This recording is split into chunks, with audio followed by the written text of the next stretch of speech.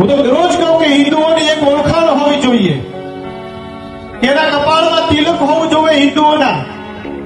હિન્દુઓના કપાળમાં તિલક હોવું જોઈએ, ગળામાં એકાદી રુદ્રાક્ષની તુલસીની માળા હોવી જોઈએ, કાંડામાં એકાદું દોરો બાંધેલો હોવો જોઈએ, અને જ્યાં પણ મળે ત્યાં જય સિયા રામ બોલતો હોવો જોઈએ. આ હિન્દુ છે, આ એનો નહીં. જ્યાં પણ મળે ત્યાં જય શ્રી કૃષ્ણ બોલીએ, જય સિયા રામ બોલીએ, જય માતાજી બોલીએ, જય ગૌ માતા બોલીએ, જેમાં પણ માનતા હોય એ બોલીએ. આ હિન્દુની પહેચાન છે. પહેચાનને ભૂલી જાય કોઈ પણ સંપ્રદાય હોય, કોઈ પણ સમાજ હોય, એ પોતાની સંસ્કૃતિને, પોતાની પરંપરાને જ્યારે ભૂલતો હોય ત્યારે એનું પતન થતું હોય છે.